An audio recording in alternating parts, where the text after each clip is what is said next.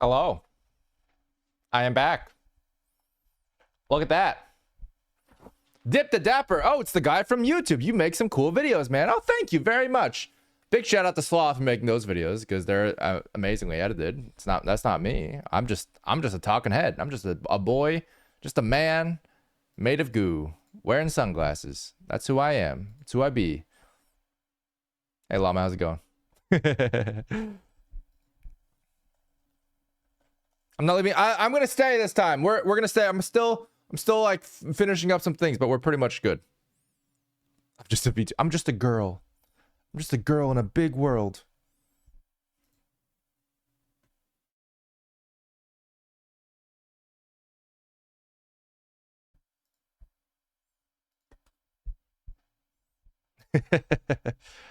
Everything is fine. Everything is fine. We got it figured out. Ah!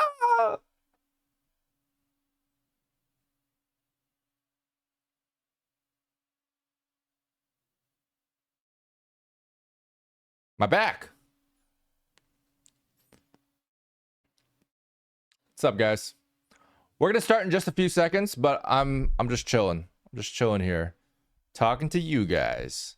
So, actually, speaking of talking, let's turn that off. How's everybody doing?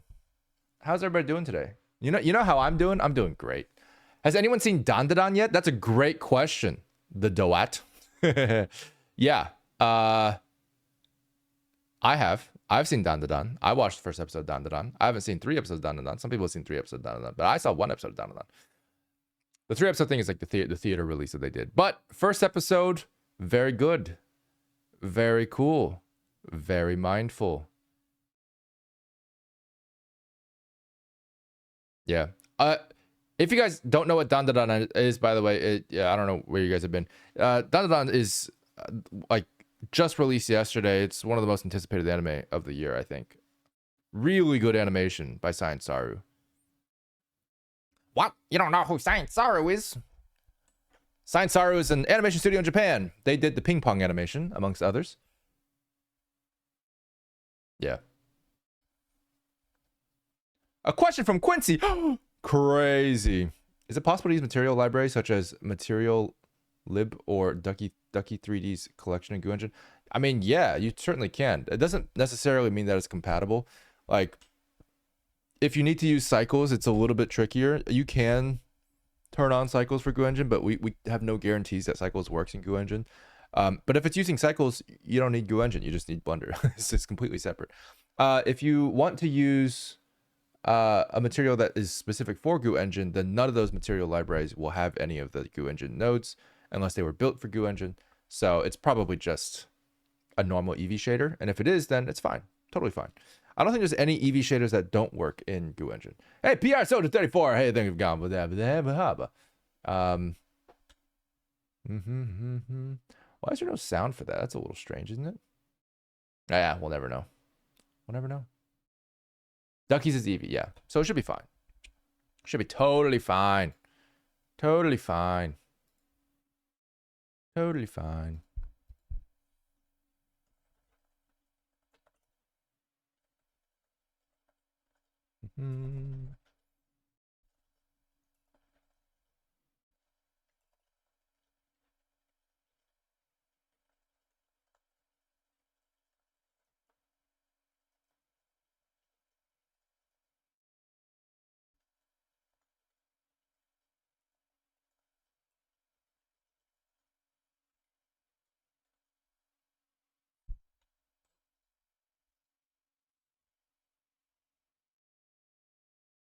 Oh, there's a humble bundle with materials? That's kind of cool. Casper, hey! I wanted to ask if in these what should I watch streams, I can propose a trailer of a video game. Yeah, that's pretty much primarily what we what we react to, actually. Like, video game trailers is like one of the safest things you can actually like react to on YouTube. That's just a fun little fact. I don't know how movie trailers work. I think it's kind of okay, but generally speaking, it's like kind of a luck of the draw if they use like copyrighted music, or if they have like some weird copyright on like if you can use the trailer footage or not. But video games, they don't care. Video games are great. They actually like the free advertisement, which is wonderful.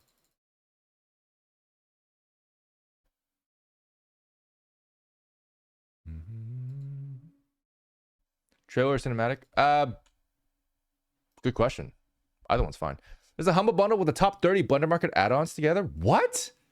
They have a Blender Market add-on bundle in the Humble Bundle? I might check that out, actually. Shadow Dark Beginnings. That's the one that just came out yesterday, right? I actually do want to watch that one. We just watched the Shadow... I forget what the other... Well, maybe that was Dark Beginnings. But there's another Shadow short that came out. I really want to watch that one today. Yeah. Lip Fluids. Damn. Lip Fluids is really good. Human Generator.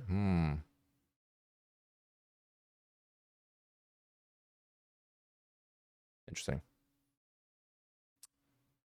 Maybe next time. Shame. There's 1 hour left. Okay, guys, we're gonna go to Humble Bundle right now. Guys, this is a Humble Bundle stream. Hang on, hold up. Humble, just in case there's like something personal on here. Let me just find it real quick. Humble Bundle. We got Blender Market Humble Bundle. Look at that. Look at that. Look at that. Hang on. I'm trying to see if I can look at this. Look at that. Look at that, guys. We did it. 1 hour left. Where's the timer? 1 hour and 5 minutes. Okay. Hard Ops, Undergrowth, Retopo Flow. Dude, these are literally all the best ones. Flip Fluids is wild. This is like $70. How much is this Humble Bundle exactly? $30? Are you joking me? Dude.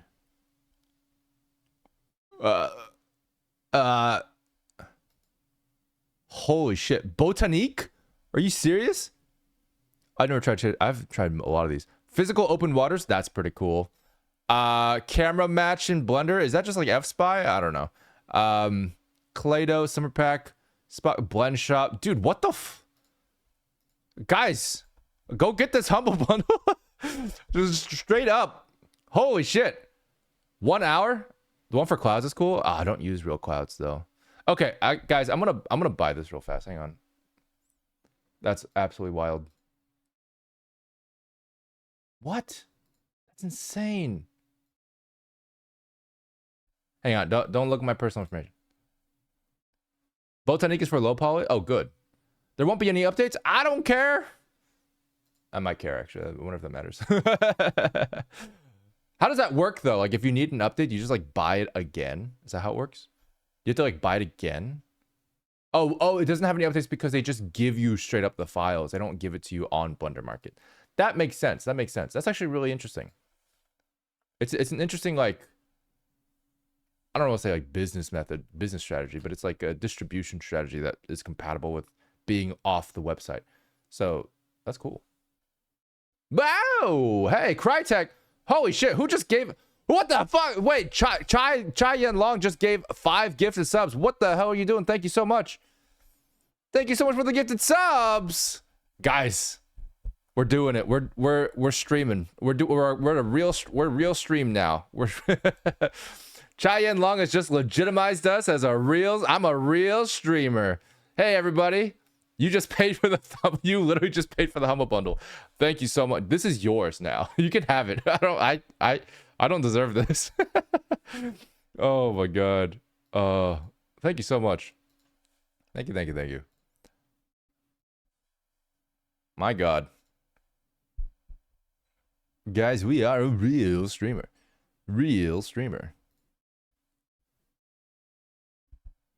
Login required. How do I log in to an account I don't know the name of? I don't know the name of it. I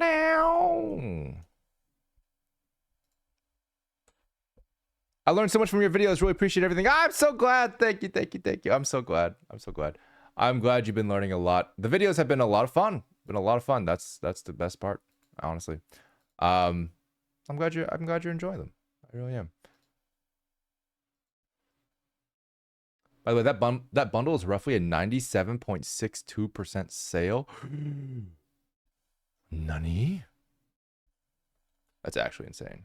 That's actually crazy. Dude, that's man. Okay, I straight up can't buy this right now. Hang on, let me try my other browser. Maybe I'm already signed in. Who just followed? Shadio Lonen! Thanks, buddy. Don't mind me, I'm just spending money. If you guys are just joining us, do you guys know that there's a Humble Bundle for the top 30 Blender add-ons on Blender Market? Did you know that? Because that's I'm literally rushing to get it right now because it ends in 1 hour. And if I start streaming, I won't be able to get it because I end in 2 hours. I gotta buy this Humble Bundle. And so do you. I'm not sponsored. God, imagine if I was though, dude. I would push this so hard. I'd be like, well, I'm already doing that. But like, imagine, imagine it would look exactly like this. But imagine, it's kind of crazy. Saving grace. Thanks for following. My God. Ah.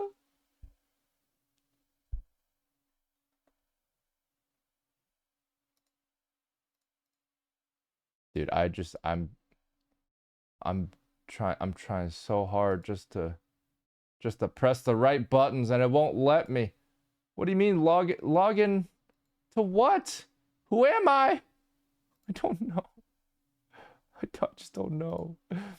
Put the link in the general channel. Oh yeah. Quincy, that's guys, if you guys are in the general channel, the Discord, you can get the link to the Humble Bundle. They don't have to pay you $30 for the sponsor. Yeah, pretty much. Yo, literally just give it to me. It's basically $1,000. It's literally $1,000 worth of stuff. It's crazy. It's crazy, dude. Absolutely insane. Insane. So that's pretty cool. Anything cool happen in anyone else's lives? Oh, I gotta verify my email account. Hang on one sec. Oh, we're speeding. We're speeding. We're doing things. Humble Bundle. Here's my one-time login. Verify. Yeah.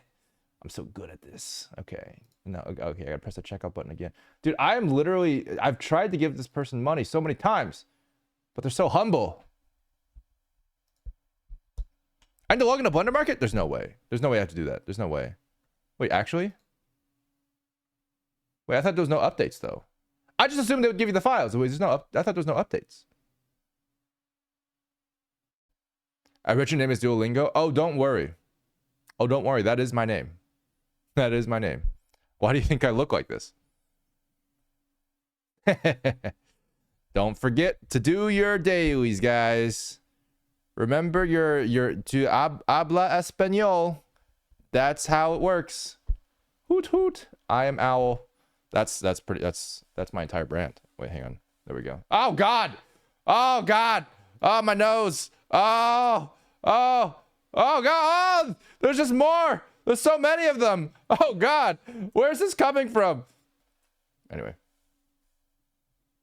Wheatley, how's it going? Hello there. Hello there. Oh, how's it going? Okay. I got the thing, and now I have to use a key to, okay, so I have to use a key to then log into, and then I gotta go to Blender Market. Oh my God, there's so many things I gotta do. Sleep Senpai! Welcome, welcome, welcome. So in addition to beating people up for learning the language improperly, I am trying to buy Blender add-ons live on stream without revealing any personal information. It's a challenge. Let's see. What's my password again? Let's see. 1 2 3 7 5 6. Okay, and then Captcha. Gotcha. Yep. And that's wrong. Okay. You guys thought you got my password? No way. No way. No one gets my password. Not even me. Not even me. Why am I so bad at this? Okay. How is it invalid? Okay, you know what? We're gonna figure that out later.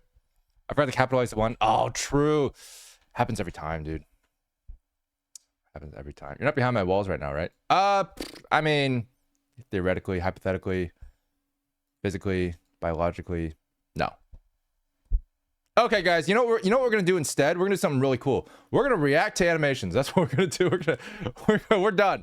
We're done. We got the Humble Bundle. The timer is no longer relevant. I just gotta figure out how to do the thing, and that's fine. That's a thing that can wait. We're gonna figure that out. All right, here we go. So we have a couple things. We want to look at Asatoshi stuff. We know that. Okay, we know that. We want to look at Asatoshi stuff. That's going to be pretty fun and sick at the same time. Diseased and exciting. Thesaurus.com. This is another Asatoshi thing here. Great, very cool, very awesome. Very awesome. Wait, was that one of my videos on the description there? Wow, look at that. It's recommended. Don't forget to watch Animator Ranks All Honkai Star Rail Combat Animations. It's a great video. Anyway, we're going to go back here. Open that. Okay, cool. And then do that. All right, so let's do a couple other ones. I personally really want to react to the Shadow one. So, like, what's that one called? Not that one. Where's Shadow? Shadow Animation. Hey, look, it's Time to Feast, Iron Mouse, which is by Dillon Goo. That's crazy. Isn't that crazy? Wow, we should react to this. Anyway, we're going to come back to that one later. Shadow Animation. Let's see. This is going to be Finding the Way. Oh, he's in the exact same pose. That's hilarious. Wait, Rouge is in this? and the guy, E something? I forget his name. Dude, it's actually been so long since I played Sonic. Oh, this is going to be so good. Okay, we're going to watch this in a second too. Is it by the same company? Oh, we'll never know. All right, I'll check it out later. Anyway, Transformers 1 was fantastic. We did react to that yesterday, or Wednesday. I mean, Oxelly, hey, thanks for joining. It's been so long. Hello, I missed you. All right, let's try one more. Do you guys have one more for me to react to? Remember how like Llama joked at the beginning of this where it's like, hey, look, he's gonna watch 5 videos and add 11 more. Give me just one. Guys, give me some stuff. Give me some things to react to. Not stuff that you guys have made, because that's a different video. Actually, I want to do a stream that's gonna be specifically about animations that you guys have made. But until then, we got some other things. Still to watch the second season of Arknights. Well, I'm not gonna watch the whole season today, but you know, that's fair. Xuan and Jing versus Shanchu. Who are these names? Who are these people? Rising. Oh, ZZZ cutscene. Rising from the Ashes. Zenless Zone Zero. Oh, yeah. I think I've seen clips of that. Man, Zenless Zone Zero cutscenes would be great too. We've talked about that a little bit with the Genshin cutscenes. The ZZZ cutscenes are just fantastic. We've already done a few in like the previous Animator Explains video, which is fair. But I'd like to do probably like a bigger batch of them. So definitely yes, but I want to get I don't know why I wrote the whole thing. I want to get this one written down first, and then we'll see if we can come back to that. Caesar demo is probably part of that too, so let's just put that under here. There we go. Perfect. Beautiful. Exodus trailers are awesome. Fair enough. Arknight Stars from the End is another fan-made vid from the same channel that made Arknights Abyssal Hunters. Ooh, okay. Very cool. Very cool. Expedition 33 reveal? What's that? Wait, what is this? Hang on.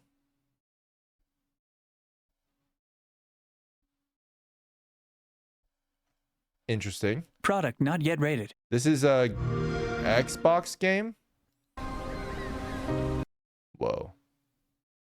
Pretty cool. Pretty interesting. Fair enough. All right.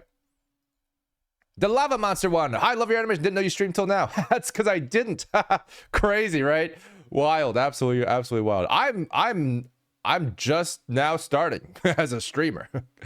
Wait, the line? The line. Yo, hold up. Give me anything from the line and I will watch it 10 million times.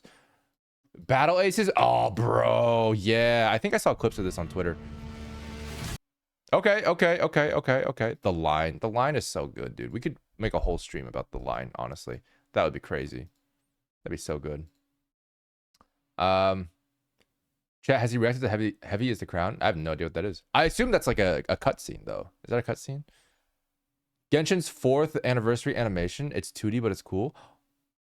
Oh, wait, actually, that would be pretty cool. Let me just write it down. Add it to the list.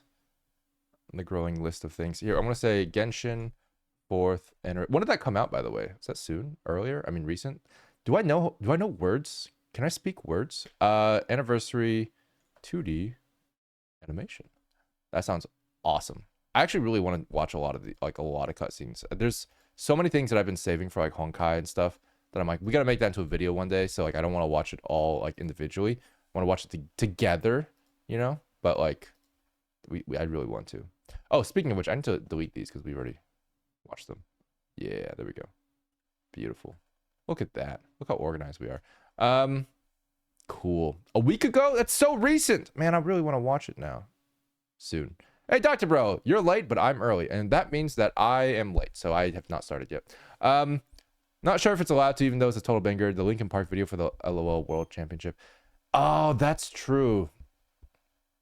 Honestly, I believe it's fine. League of Legends, generally speaking. Oh, but if they are their own label? I forget, or if Sony owns them. But I think like the music in theory should be fine. I think League of Legends is usually fine with it. By the way, have you guys seen this? Albedo enters Neo Inazuma Progenitor episode 4. That's crazy. Is that a video by Dillon Goo? That's wild. How did that get there? Anyway, let's see. League of Legends Linkin Park action music video. Dude, that sounds so good. I do really want to watch that. Yeah, I might watch this one. We'll see. Is it a 2D animation? Let's just see. Let's just get a glimpse. Okay, there's too many glimpses.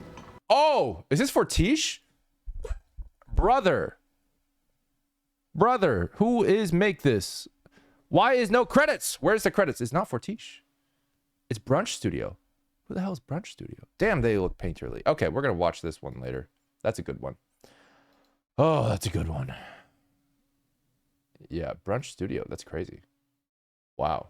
Yeah, it's not Fortiche, dude. Honestly, ever since Fortiche came out with like all these things, a bunch of studios, to their credit, have been able to replicate like a lot of their style. Like it's just painting on top of everything. That's pretty much the entire style. Also French. Oh, that that makes a lot of sense. Yo, Hiru. Hey, Hiru, it's you. Hey, what's up, dude?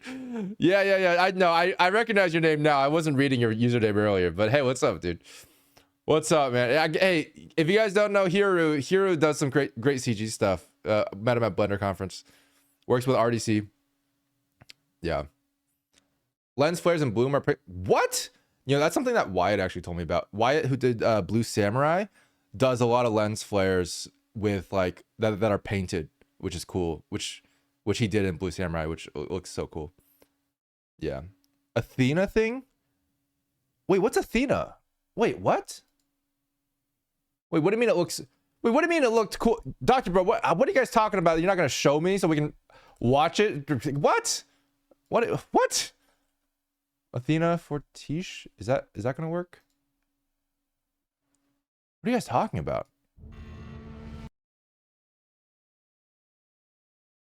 Was spreading the Humble Bundle news? I didn't miss Shadow, did I? No. We haven't started yet. Oh, there's nothing to watch it? Then how do you know?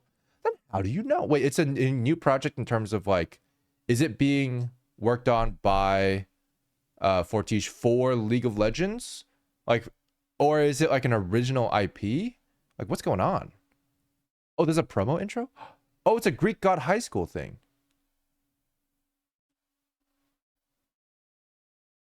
Why does that sound familiar?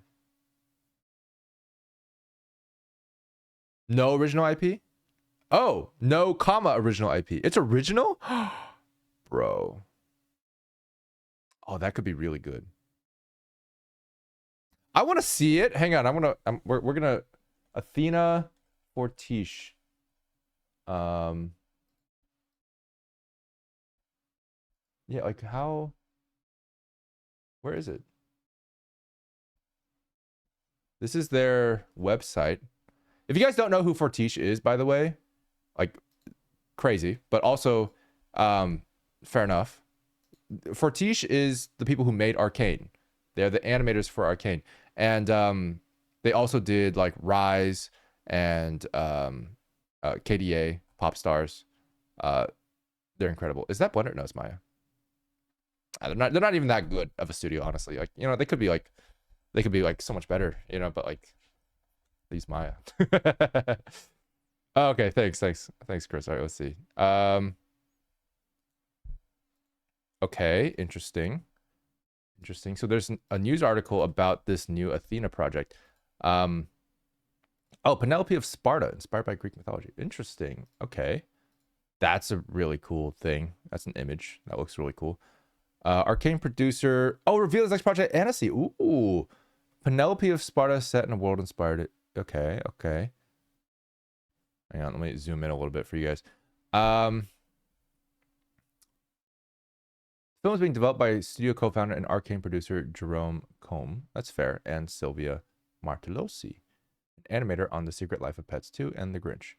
Rael Lara is the film's art director.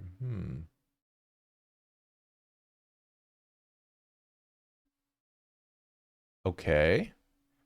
Screenwriter Amanda Overton, an executive story editor for 9 episodes of the Emmy and Annie.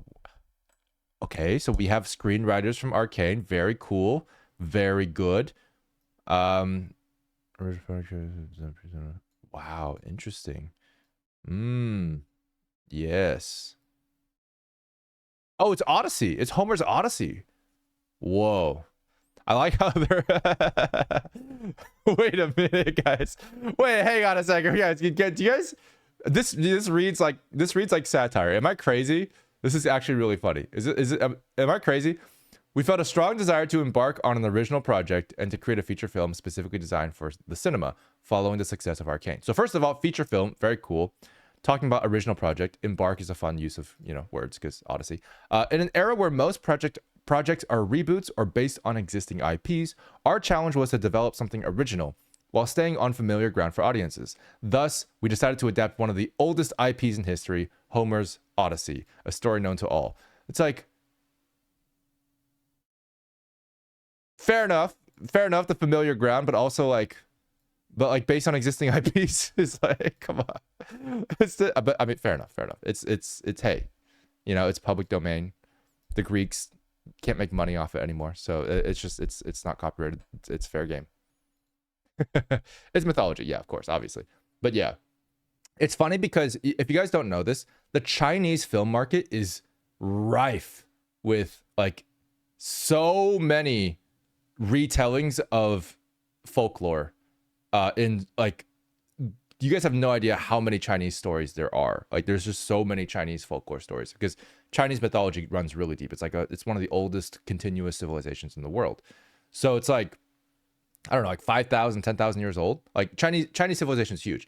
And so every single animated movie in China has pretty much been another retelling of another myth again. And it's in this interesting, I want to say realm of yeah, it's original, but it's also it's just a fairy tale. It's kind of honestly, I just realized they are going the path of Disney. When Disney animation became popular, they all just retold the Brothers Grimm, right? All the Disney princesses, all the Snow White, this is all Brothers Grimm tales being retold, Beauty and the Beast. These are not anything original either, which is wild. So, copyright be damned. But that's an interesting comparison. It's when animation, which by the way is a very risky venture, when animation first starts out in a civilization, in a society, in a culture, they pull from all the existing IPs first to really make sure that their money pays off. Otherwise, they're negative $1 million. So fair enough. But that's an interesting trend. And you're gonna see that with China for a long time until eventually they run out. You got Wukong. You got Wukong already. Journey to the West, which is the name of the show, or the series. And then you also have哪吒. You have the White Snake. You have there's so many. There's so many of them. If I knew them, I would name them. I don't know them, but there's a lot. So anyway, that's what it is. Fun times. Spider-Verse took 2D comics. Fortiche took 2D paint tool. He made it NPR. Honestly, yeah, I would be curious to see where NPR goes in the future. But most likely, one of the things that is most interesting about NPR stuff, I mean, this is also great. We're gonna watch Sonic today, but NPR is so freeform that, in my opinion, and I talked about this in the podcast, quote unquote, that we had at Blender Conference. I'm thinking and I'm hoping that NPR will become just animation again. Remember back when 2D animation was just animation? Oh, that's an animated film. And then eventually people had to be oh, that's a 3D animated film. And nowadays it's people just say animated film for 3D stuff and then 2D for 2D stuff because 3D became more popular and 2D has become more rare. So now you kind of have to say oh, it's a 2D animated film or whatever because it's specified. I think photorealism will eventually fall out of favor. I think there's going to be a point where NPR becomes the norm and extremely freeform to the point where NPR will just be called animation. It'll just be so hard to define as a specific style, and NPR is so broad. There's no way you can just be oh yeah, that's a thing. So eventually NPR will just be animation, and then realistic stuff will be called like realistic animation, because in reality, like realistic animation is the the more limiting styles, right? Technically. Anyway, we'll see how it goes. It does rely very heavily on like strong artistry and a lot of generalists. Like that's pretty much the only way NPR can exist. So, you know, hopefully that, I think that's becoming higher, like growing higher and higher in number with you know, the new age of the internet and everything. Most new artists are generalists, and that's great. So you have a lot of advantages in the new age with the new generation. Anyway, I'm going on and on about things. Let's talk about stuff. You need to see the full poster? Okay, let me see the full poster. Whatever you say. Whatever you say. Oh, I have to log in. Oh no. Okay, let's just look at this one. Whoa. Interesting. So she's like fairly modern. It's a sci-fi feature. Huh. That is going to be really interesting. That is going to be really interesting. Yeah, we need to talent pool to deepen for sure. For sure. Okay, you guys ready?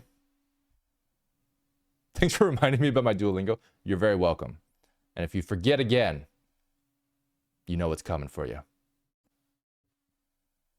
All right, here we go. So we're going to watch Asatoshi first because they're really short. It's like 40 seconds. This one's like a minute. So we're going to watch Asatoshi first because Asatoshi is absolutely insane. A godlike choreographer. Would love to work with them someday. So Asatoshi, just watch this. Just watch it. Just watch it, guys.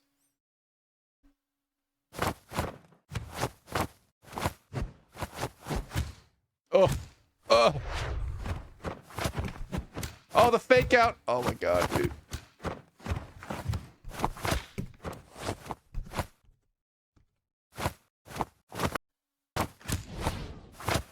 Jesus.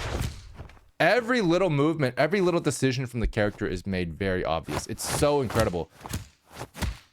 Ah, dude, I love this so much.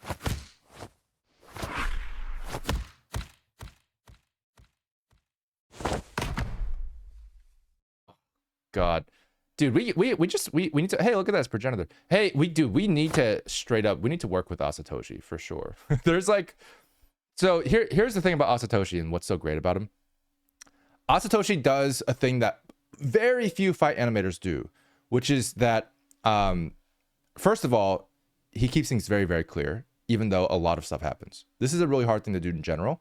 Like, this is one of the biggest challenges with fight animation. You really have to know what you're doing as a director as well as a choreographer to be able to make things very clear.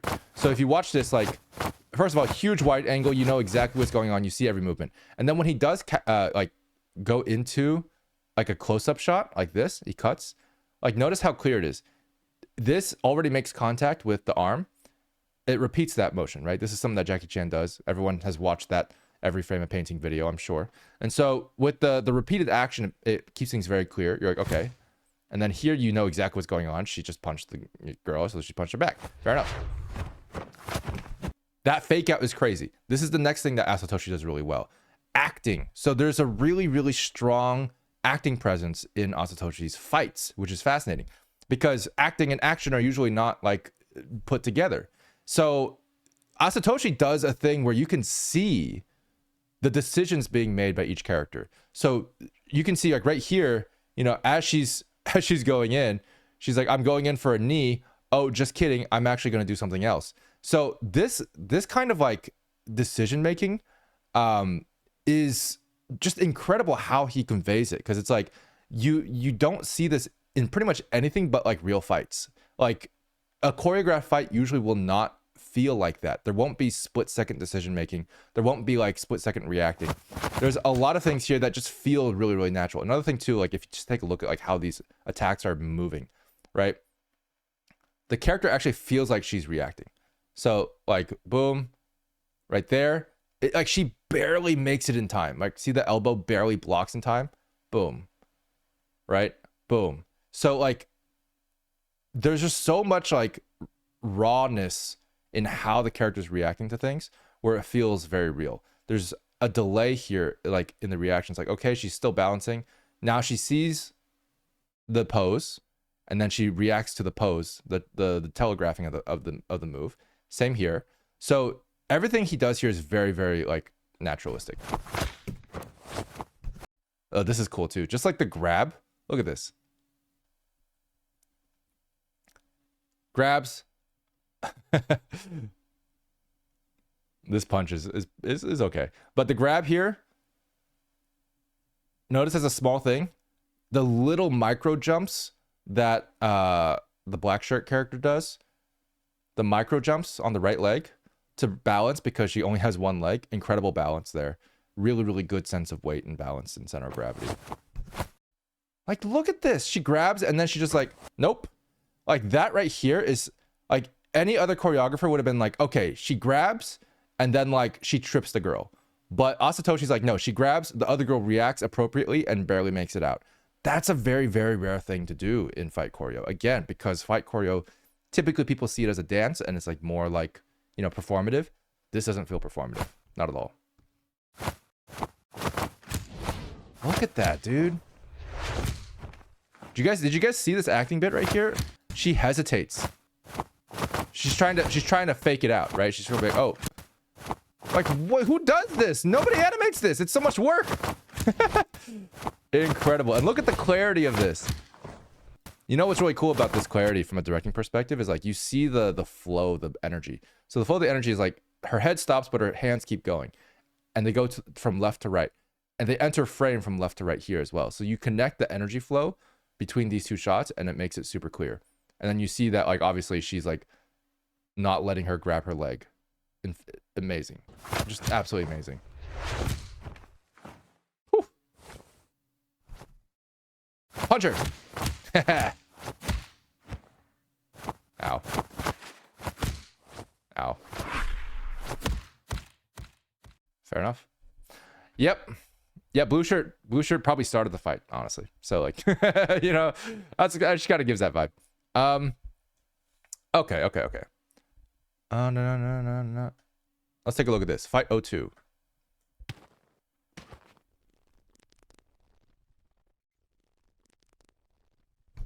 Different girl?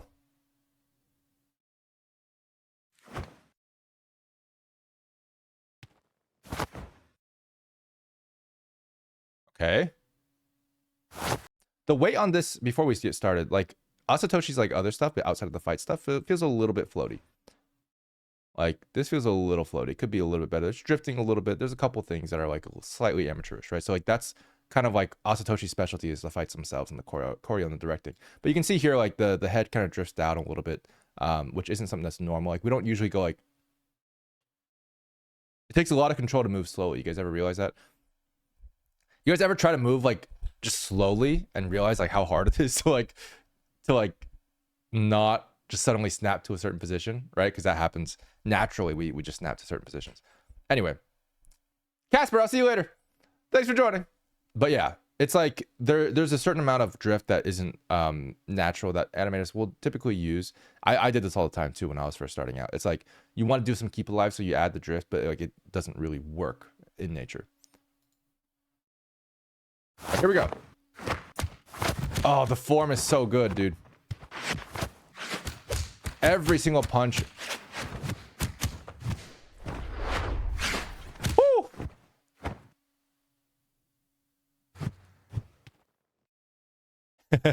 Like right here, like the balance is a little bit off. Like so again, Associate incredible. Right here, as she puts her foot down, she should be putting more weight onto it. So there should be more of a shift here, like more immediately. But she never actually shifts in that direction. And then she like moves her foot like that way and lifts her foot up. She can't actually physically do that. You guys ever realize when you have all your weight on one foot and then like if you have like all your weight on one foot, like it's clearly on this foot, right? Like you're leaning. Hang on. So like you're leaning, right? If you're leaning on this foot and then you lift your foot, you just fall. Like in real life, you just fall. Just that's a small thing. It's a fun thing to keep in mind as you're animating. Like anytime you have a pose, just see where your weight is lying, like where it's on, and then like if you lift that foot, it will no longer carry you and you will fall. Anyway,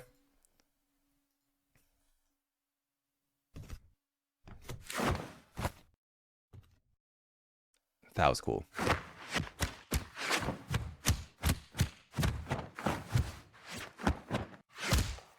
Whew. Oh, so good. Yeah, so this is really cool. This is a really cool stance shift here. She jumps forward instead of walking forward, right? So she does it just two. She's one here where she just gets closer and just kind of gauges the distance. Like this is something that like boxers would do to make sure that they have like proper range, proper reach on their hand, right? Like so she knows right here she still can't reach, right? So that's like her maximum reach there. So she does one jump but maintains solid footing, right? She can't just jump all the way, it'd be too dangerous. So it does one jump, waits for the opportune moment, and then lunges forward with a fake out. Look at that, with the fake out and then the hook. That's crazy, dude. That's so cool. And this is a great pose, by the way, just in general. Like that's a great pose. Look at that. Love that.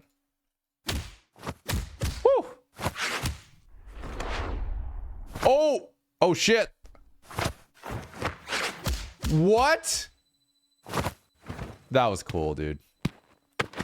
Like I want to see fights like this in like Arcane. Like you don't see fights like this. Imagine if this was like Vi and Spica, right? Their fight was good, but it's like their fight was also very performative. It's like it's really impressive and it's really nice to watch and it feels very raw for sure. But you don't get as much of this like crazy like kind of skilled fighter decision making. Like it doesn't feel as raw as this, which is crazy. It's like this is like this great mix of like raw and anime, and it's like it's so good. And it's all because of these decision making skills. You can see each character outmatching the other. It's so cool. I mean, this time she started the fight, so I don't feel bad. It's fine. Also, it looks like Isami here is using karate specifically. I do wonder if that's like being referenced, because it does seem like her moves are very karate-like, whereas like Anne's moves are very MMA, very boxing-like. Very cool.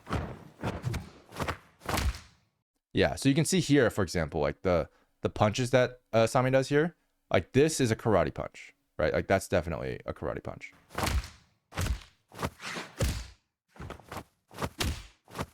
And that's definitely boxing. MMA boxing. That's crazy, dude. Look at this. What? I mean, outside of the choreo being good, like just look at these arcs, right?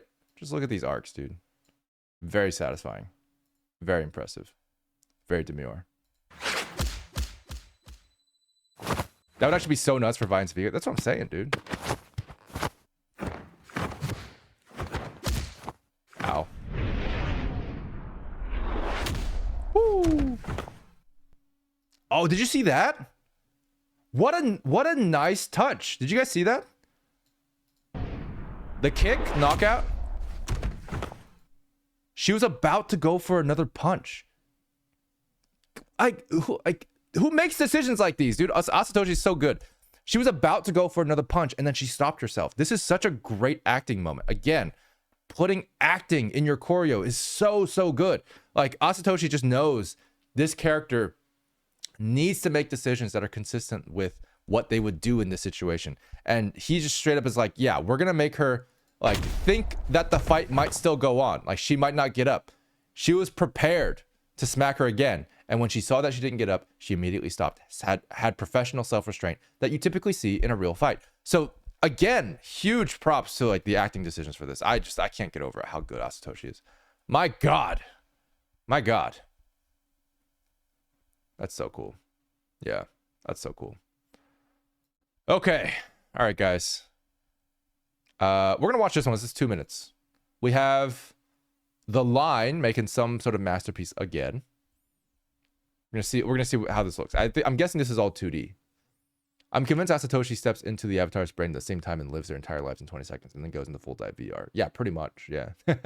That's the thing too. It's like when you really dive into like the acting chops that you need for just animation in general, being able to step into a character's brain is an incredibly invaluable skill. Asatoshi does that to like the nth degree. People should do it for like acting shots. I've seen like Asatoshi do more acting decisions in his choreo than some people have done in acting shots. Like there's a lot of acting shots out there that are like feel a little bit performative, they feel a little bit externalized, but no, like everything in Asatoshi stuff is very internally driven. It's really, really cool. Yeah. Do you think he hand animated or mocap the fight? Oh, don't insult Asatoshi. That was fully hand animated. Not even close. Not even close. Nothing about that was mocapped at all. Like not even a little bit. And how do I know this? Because the walks are bad. Like that's not very well animated. No offense. Asatoshi's not great at walks. Like that's not a great walk. Definitely not mocapped. 100% not mocapped. All of the fights are beautifully posed and beautifully hand animated. And it's yeah, not even close.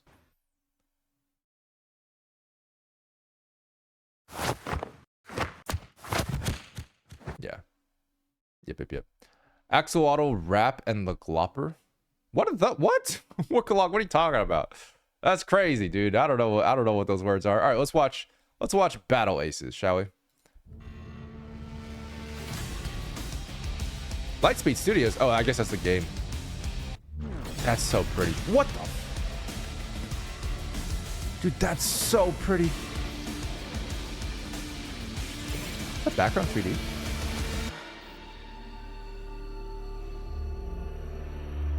Oh, gorgeous, dude. Slow-mo 2D is wild. What? Dude. What? I don't know why this frame gets me so excited. This is definitely 3D, but painted over. The perspective is absolutely gorgeous. Like there's an actual dolly here you can see. So if you guys don't know what a dolly is basically like a translational movement in 3D space. Like in world space, the camera is moving backwards. You can tell there's parallax here that's being moved. So this is absolutely a 3D scene, which is so cool. The hand is parented to camera though. Isn't that interesting? It's slightly going backwards, but the hand just doesn't care. It's just like, nah, I'm just gonna slide along these dials here. I think that's hilarious. But still, it works really well. Jesus. These are all 3D assets being painted over. Oh my god. 2D effects amazing as always. Okay, enemy. That's actually, did you guys notice that? This is a really cool thing that they did. So this is going from right to left. Just slightly, mostly up and down, but slightly right to left. See that? This guy's going left to right slightly. This went so fast that it's kind of hard to read. You don't know for sure if this is a different capsule or the same capsule. But because they went from right to left to right, it became immediately obvious, like, oh, that's the enemy. Isn't that cool? They're facing each other. All right, let's see what happens. Okay. Does that look like Gurren Lagann Spiral Energy? I'm just saying.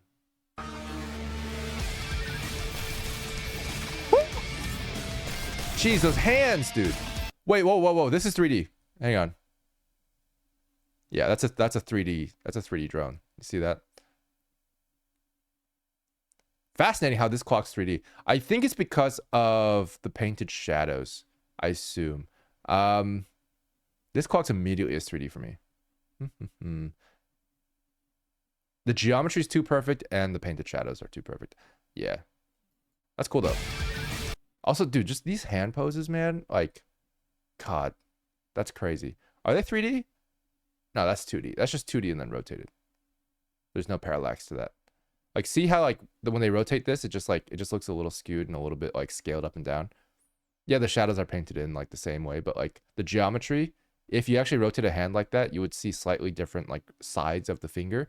but you don't see any of that. You see the exact same faces of the fingers. So that's like a 2D image being rotated. So that's like how they, that's how you can kind of tell between the 2D and the 3D stuff.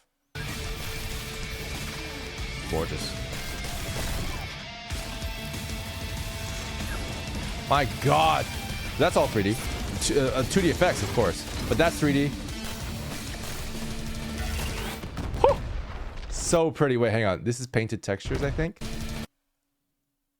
This is a 3D model for sure, but it looks so pretty, dude. It looks so pretty. This edge glow is definitely done in comp, but it's like they have these beautiful wear and tear textures on this guy, and the shading is really, really smooth. They have a little bit of blobbiness, you can kind of tell, but it's pretty much smooth. And then it goes, bam. All these edge highlights here that are painted in manually. Gorgeous. Gorgeous.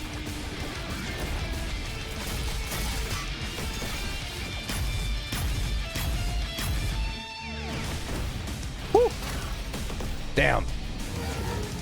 Dude, this is so pretty, dude. I don't know what game this is.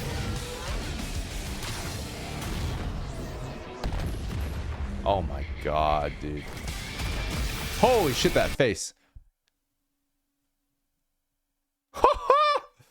Look how much he changes here. Let me just draw the size of this face here real quick. Keep that in mind. Okay. Let's go back. What? That dude. Look how crazy this is. Wow. Anyway. Hey, Ensum, how's it going? Is this the hottest voice actor, I mean animator on Twitch? That's me. That's me. I'm a voice actor.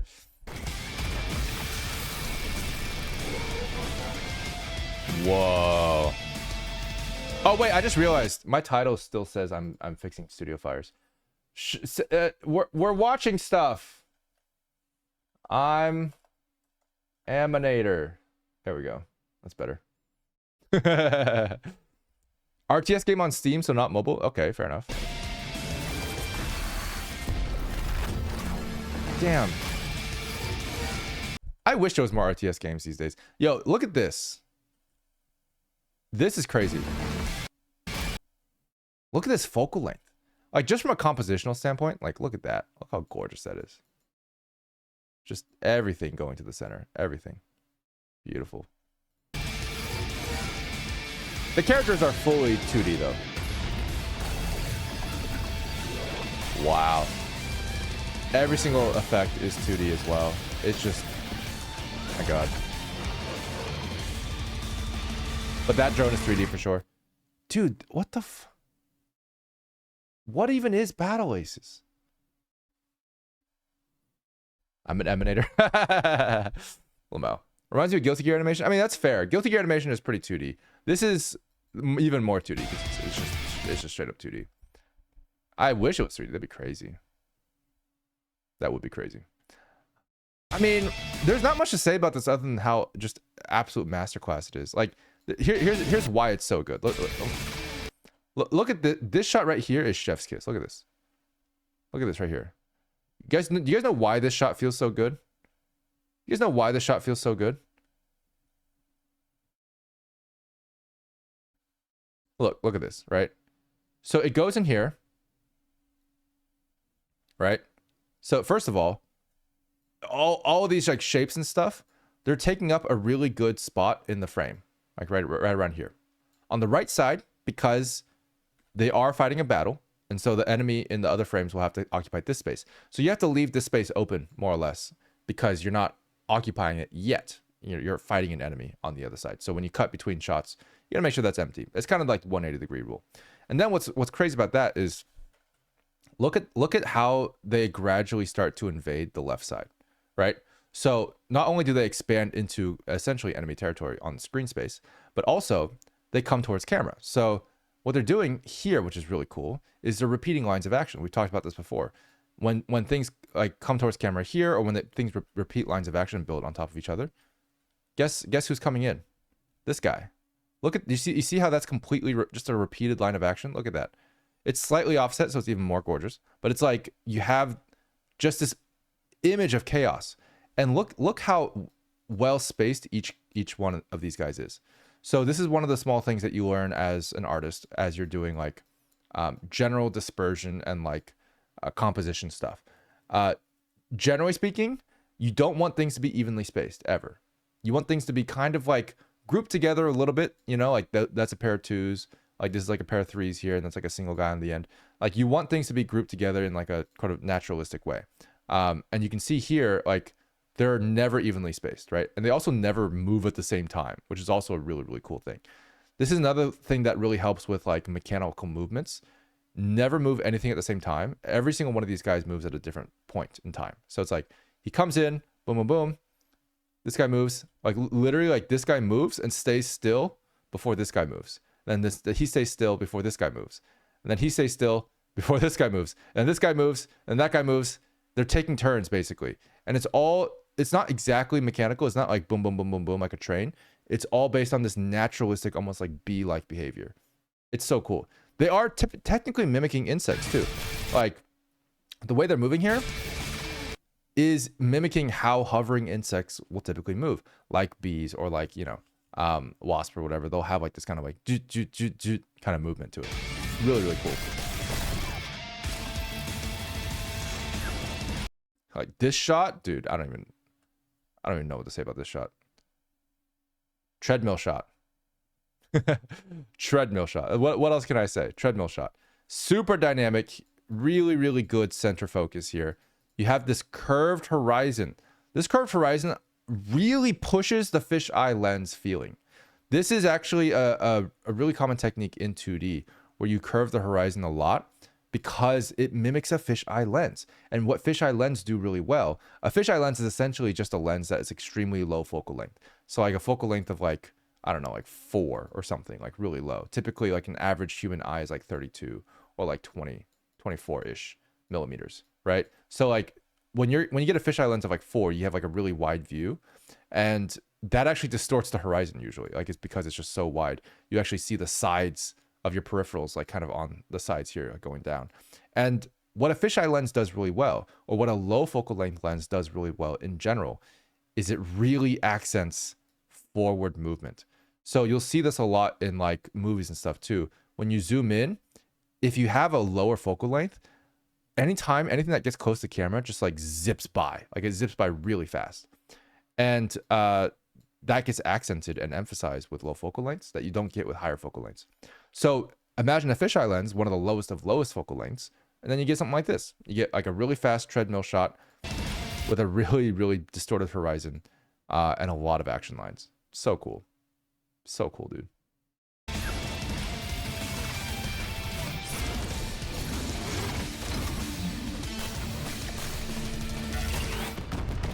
God, absolutely gorgeous.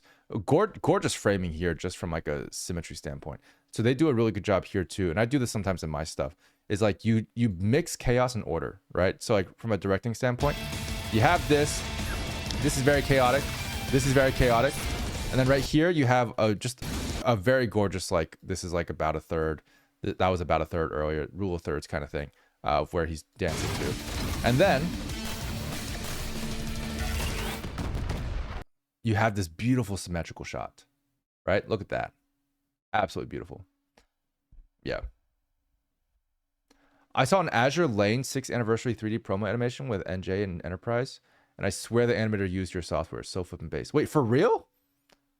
Wait, actually? Wait, I kind of want to see that now. That's awesome.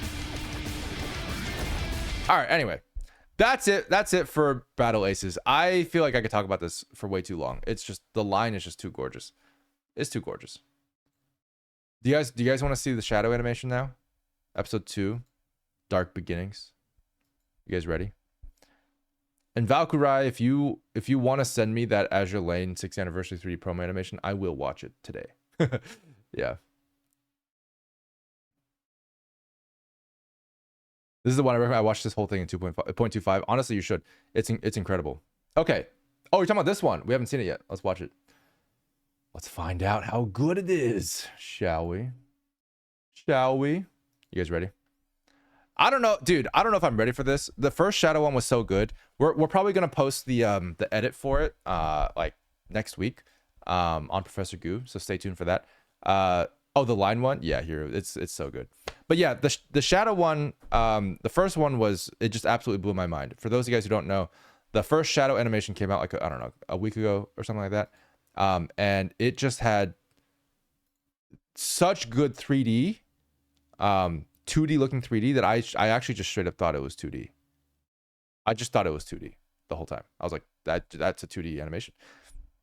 It wasn't until later when someone told me it was 3D that I realized it was 3D. It was so good. It's actually one of the first times that's really happened to me. Yeah. Yes, I have seen Leviathan. Yeah. I have not seen a fox in space. Okay, here we go. Shadow. All right, Shadow. I think this is done by the same company, Simage? Binding the Way.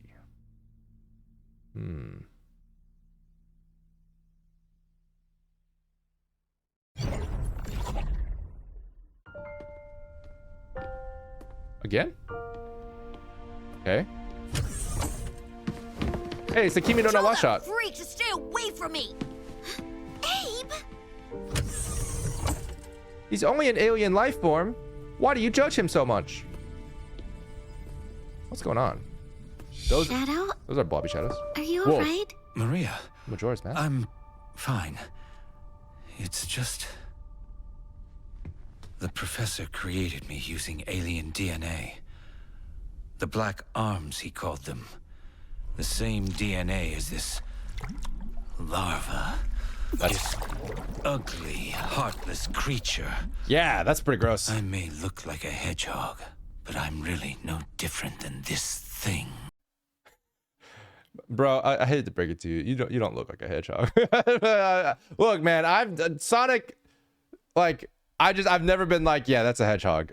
There's like, anyway. It's not true. You have a big heart. It may be difficult for you to express it, but I know that deep down, you really do care. Whoa, guys, did you see that? Look at this. Ignore this heterochromia guy. Look at this, guys. There's a little bit of fur being drawn over her finger. I think this is being done manually in 2D. It could be in 3D, but I highly doubt it because they didn't model the fur in like this big blob. This is like manually done to add a bit of detail to his chest fur. Like it actually makes it look like soft and furry. That's so subtle. That's so good. I'm pretty sure it's hand drawn. About me. About everyone. That's fully 2D. What you do is what defines you. I know you're having a hard time finding... Again, I mentioned this last time.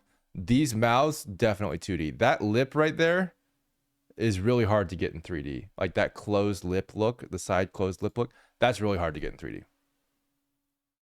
Finding answers, but I'm certain you will one day. That shot looks a little 3D. We'll go over that later. The little face shape thing. Then, you'll find even more people you can trust. Holy shit. Holy shit! He's so cool! Oh my god. Samurai Robotnik? What? Dude, this is so good. Praise me, inferior models. What? Rouge? Evening, handsome. Didn't expect to see you here. She looks so good too. She's 3D, bro. What the fuck? What are you doing here? Just gathering some intel for Gun. I convinced Omega to be my backup. Oh my god. What's your story? I need a spacecraft to reach the Ark. I have reason to believe the Black Arms have returned. Well, you're out of luck here. This is just a supply depot. Sidroy. Hold that thought. I call dibs. Take it out. That's 3D. No, all those debris are 3D. Whoa. The animation is so 2D though. God. This is all 3D? What? I can kind of tell with the chain, but Jesus. Impact frames, let's Now go. about this spacecraft. I can take you to a ship, but in return, you're going to have to promise to come to Sonic's birthday party. I'll take that as a yes. Now then, interested in raiding a gun base?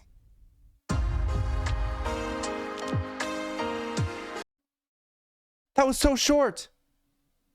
Bro, what? Oh my god. Oh my god. Oh. Oh. Oh. Okay. We're gonna watch this again. Some effects. Oh, pretty much all the effects are 2D. Pretty much all the effects are 2D for sure. But yeah, this one's a great demonstration of readable high-speed action. Yeah, yeah, it is. Great composition on the action, very high clarity, but such high speed that like it still feels hard to follow. Not because it's not being directed well enough, but because they're so skilled, which is a really hard thing to balance. Okay, we're gonna watch this again. I'm gonna break it down. Okay, all right, here we go.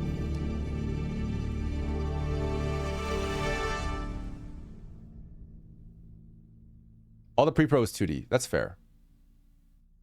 Some of the people that did the dopest Rise of the TMNT, of course. Dude, if you guys haven't seen the Teenage Mutant Ninja Turtle fights, honestly, I wish we could react to some of those without getting copyrighted. The fight scenes in TMNT recently, the 2D show, are... What? Like, the Sakuga is just absolutely insane.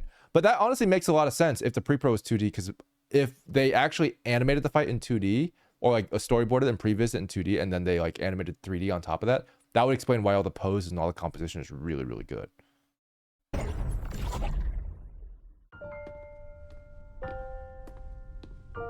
So this is an interesting little thing. As she's walking left and right, the hair is actually going the wrong way. It's a small thing, but like technically this is actually not that different from how like a lot of 2D animates, which is like there's like these small imperfections because of the limited frames, and like some decisions get like a little bit weird.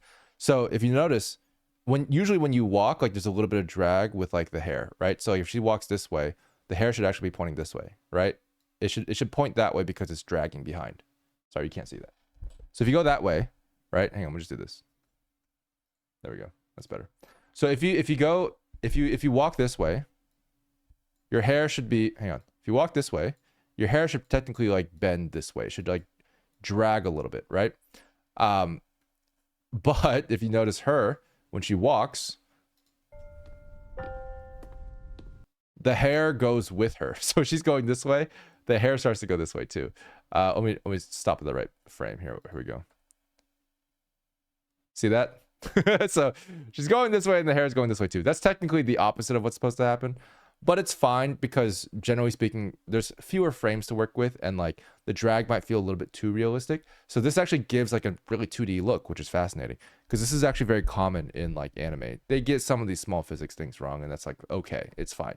I feel like technically it's incorrect. Like technically there's things they could do better, but like getting that to look exactly right without being a little bit too realistic is also like a difficult balance to achieve.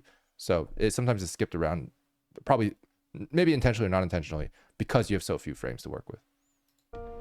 Yeah, it makes it feel more 2D, exactly. Which is because it's literally the same mistakes that a 2D animator would make with so few frames. And I'm saying mistakes very loosely. Like I don't know if it's intentional or unintentional. It could very well be intentional. It might be like part of the art form for 2D. But like I personally would probably try it the other way first and see if it works. But it is very hard to do. Yeah. This is straight up. I love how this is just straight up. This is the Kimi no Na wa shot, guys. You guys know what I'm talking about, right? I just find this funny. I'm just gonna show you guys. They have this shot, like they have so many of these. Hang on. Look at this.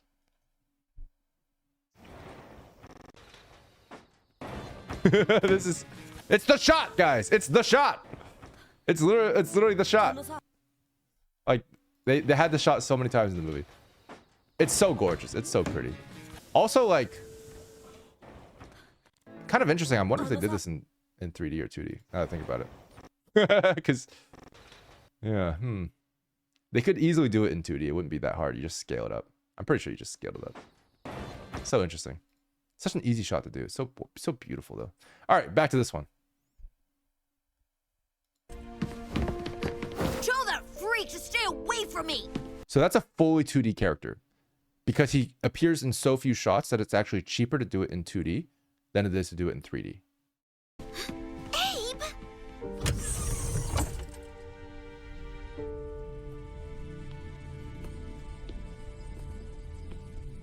Shadow?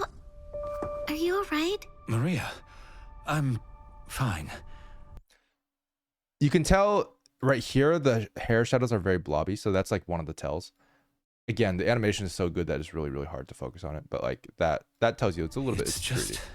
But honestly, you can't really tell. The professor. Whoa, let me hang on. Let me take a look at this. So this is a turning shot. So turning shots are really interesting with 3D animation. So with a 3D model, if you have a head turn, like if I go like this,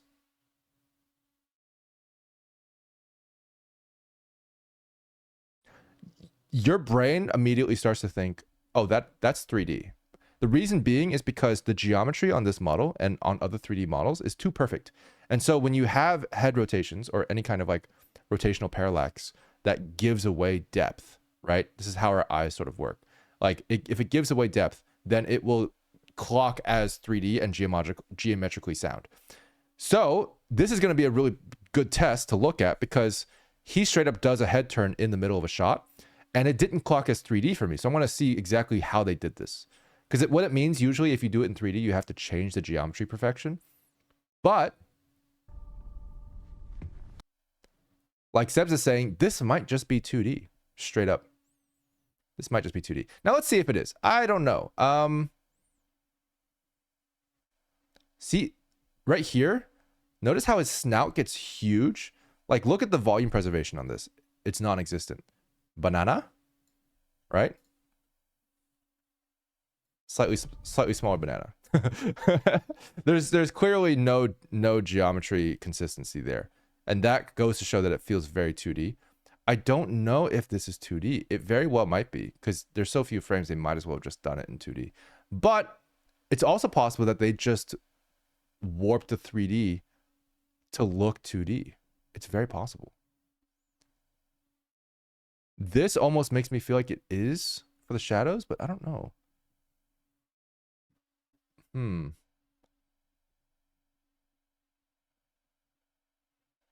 The shadows are messy enough where I think this is actually 3D. I actually think this is 3D. Yeah. Also notice the eye shine is just like moving to the right now. That's so cool. That's so cool. Oh, man. Now look at Maria. Maria also makes a head turn. Oh, she just like boop, boop, boop, boop, boop. That's another thing that would help. That definitely helps. So that also makes it a lot easier to like fake the thing. Let me keep this consistent. Okay. The center part connecting to the eyes feels a little 3D with consistency. Also the shadows of the inside of the eye. Yeah, the shadows of the inside of the eye feel 3D for sure. The eye furrow thing, yeah, a little bit. Yeah, I would agree with that to a degree, but it'd be pretty easy to draw. But oh, actually right here, notice how this thing turns clearly, but the line doesn't. That makes it feel 2D as well. So this thing is like clearly turning. His head is clearly turning, but the middle of his head, like the line, doesn't really move. Doesn't really move. It's actually just like basically stationary. That clock's a little bit 2D. You know what I mean? So honestly, dude, it's really hard to tell. I actually don't know if he's 2D or 3D. Maria's definitely 3D for sure. But they drew all of her shadows by hand there. You can see. But you can see she's 3D because of her hair, mostly. The bridge of his nose changes shape. I mean, yeah, it does a thing. Anyway, I don't see a lot of polygons here, so it's really hard to tell. It might just be 2D. The professor created me using really good alien test, DNA. The black arms, he called them. The same DNA as this larva. Whoa. That's a fully 2D. Ugly, heartless creature. No. I may look like a hedgehog, but I'm really no different than this thing. Bro, you look like an alien, man. I'm just like, look, man, I just... It's not true. So this clock's a little bit 3D. I can't place exactly why, because you could easily draw a character like this, but I think it's just because, like, the shape of the face, or the placement of the eyes and shape of the face feels just a little bit a little bit what's the word?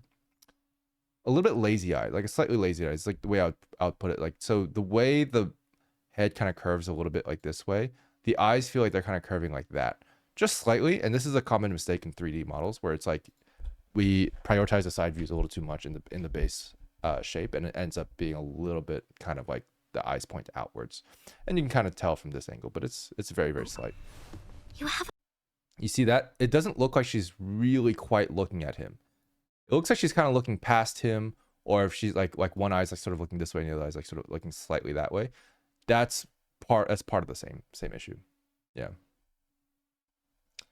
Feels like camera keys where someone put a lot of love and care into the shapes. Yeah, I agree. Honestly, I think it probably is. Each frame is just custom made in 3D. A big heart. For the head turn. It may be difficult for you to express it, but I know that deep down you really do care. About me. About everyone. Who is this kid? What you do is what defines you. I will murder people. Doesn't he just straight up murder people? I'm pretty sure he like has a gun or something in like one of the games. Anyway. I know you're having a hard time finding it. Is this straight up 2D? This looks straight up 2D, but it's not. This is 3D hair for sure. Like the hair is definitely 3D.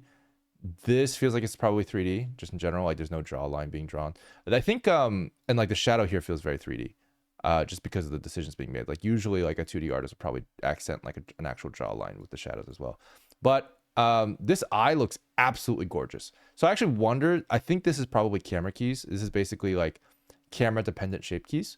And they really pull that back to make it feel absolutely gorgeous. That's my main guess. I think that's probably what it is. Plus all the comp and everything on the shading here with the nose is absolutely beautiful. Answers, but I'm certain you will one day. See, this clocks as 3D for the same reason I mentioned before. It doesn't quite look like she's looking at something. She feels a little bit dead-eyed, and I think it's, again, because of like the depth of the eye on the side view. It might not have camera keys, and maybe it just doesn't have the front view. But yeah. Then, you'll find even more people you can trust. Here we go! Yeah, baby! God, that's gorgeous. Sheesh, the effects are beautiful, dude. God, why does this feel so 2D? So this is a really interesting example of a definite 3D model. Like this is a 3D model for sure. And I just know that logically because it's a robot and all robots are 3D in the anime. No, I'm just kidding. But like basically there's a lot of good reason to build this. So this is definitely 3D, but like, first of all, the smears here help a lot. That's great. But then like, just every single pose just feels so good. This is fantastic. It's a great pose. But also I just wonder if there's some geometry smearing that they're doing. Like not smearing, geometry smudging, I guess is the word I'm trying to look for. Like the integrity of the geometry is like being constantly questioned. Also hand-drawn shadows here, really good. Because the geometry here doesn't look perfect. It's like weird. It's like this should be perfect, but it doesn't clock as perfect. And I don't know exactly where or why. The top of the head clocks a little bit too perfectly. And it's basically perfect. It's very close to perfect.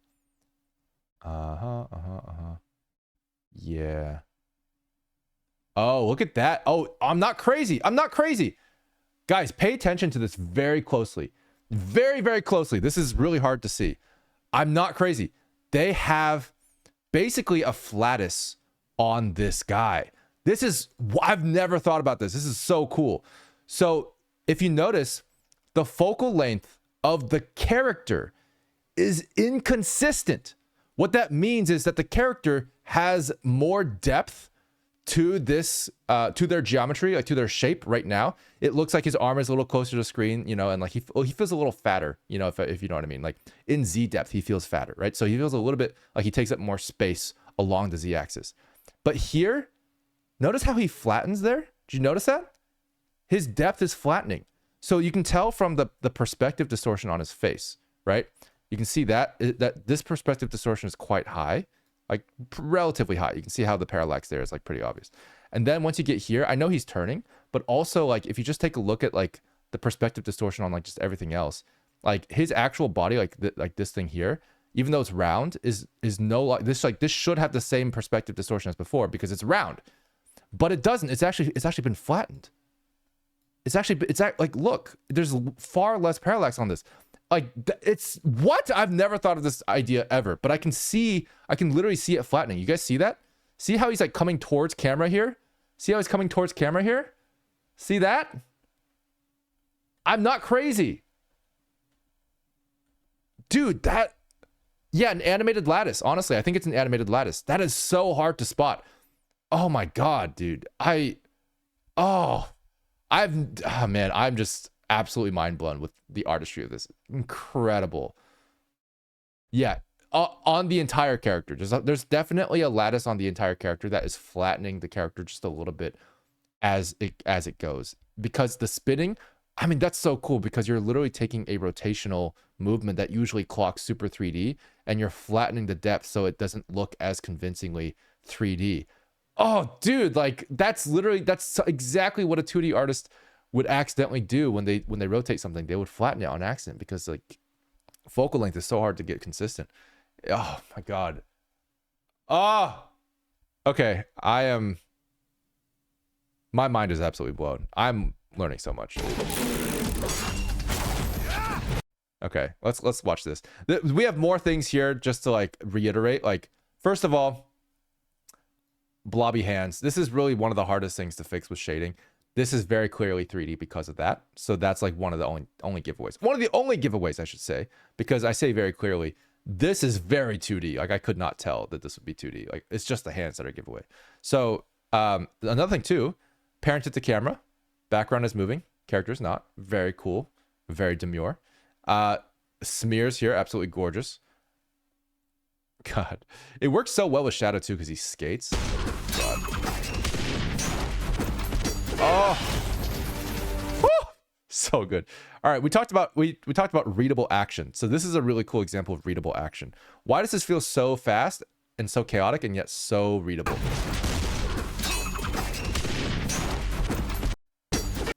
This is all about silhouettes. In my opinion, they framed this really well. The composition is really, really good. So we start here, right? Momentum of a shot. Screen space momentum is being respected really well. So within the screen, this guy is going here. Also, really, really cool thing with the gravity here. I've talked about this before in other videos. Tilting the camera is a really good shortcut to making people feel like there's momentum going the other way. So this is a really, really cool thing. It actually builds anticipation. It's such a cool method. So this guy, Shadow, goes over here. He's got a lot of momentum going this way, right? Going this way.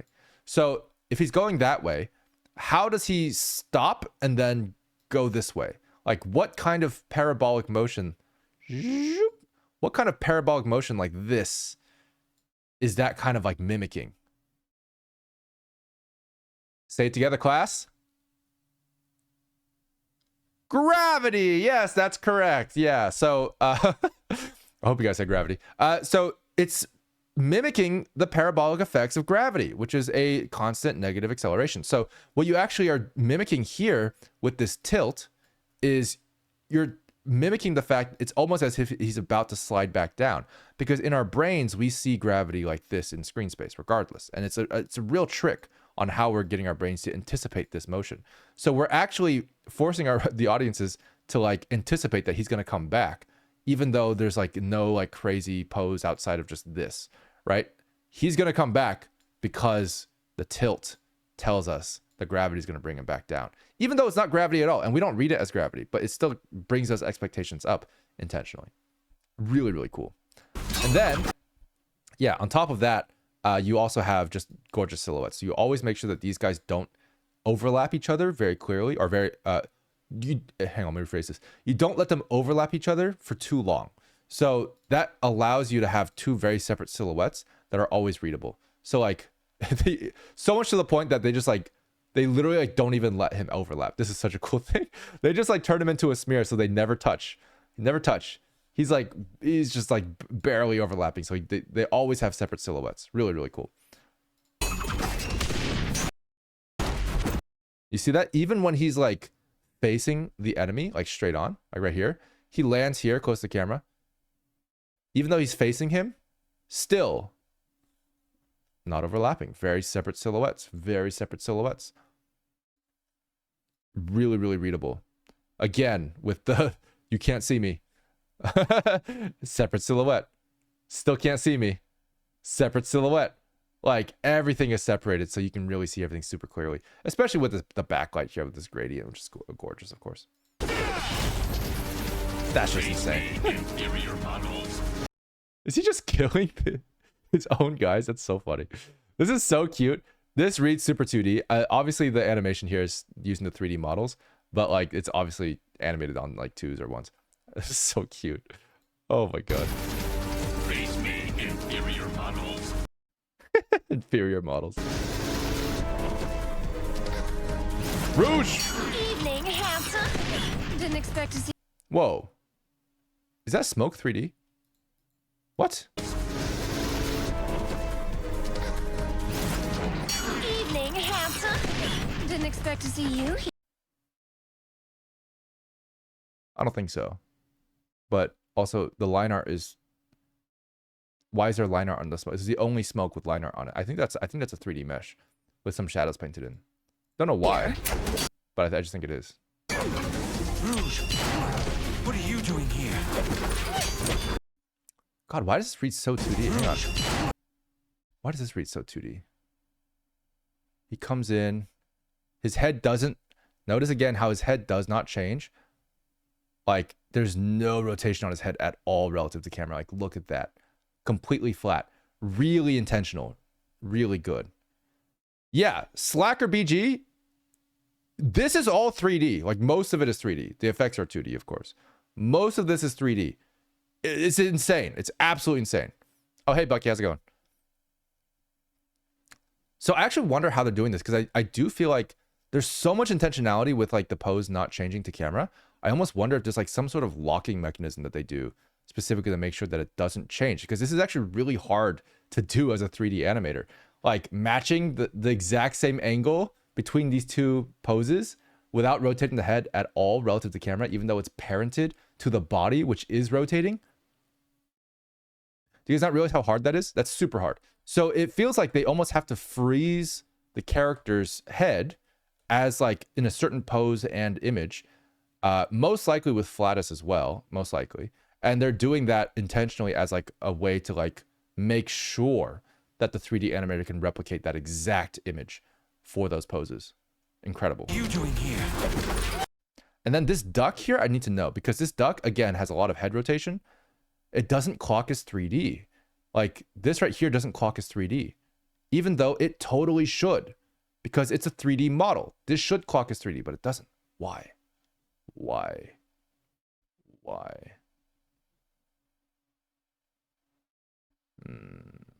Why?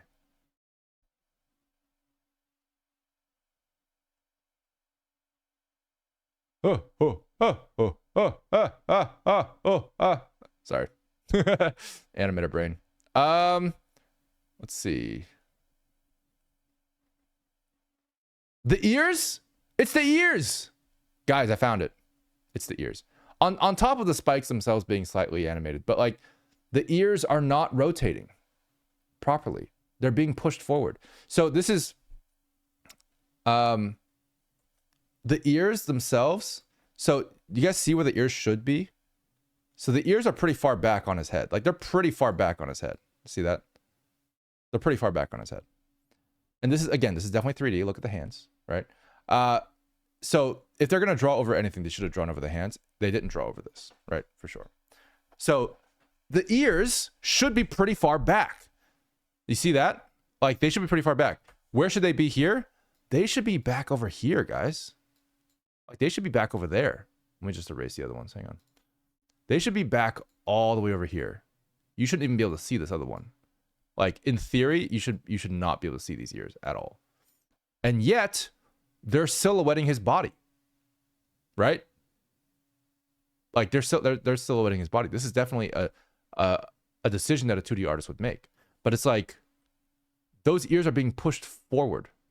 Not just his ears, sorry, not just his ears, but his face as well. So his face is also a different shape. So if you actually take a look at this, see how his face is like really conical? So if I were to draw like a pyramid shape, like that, right? You guys see that shape right there? That's like a very pyramid shape. You go to the next frame, and like what shape does his face give? Look at this.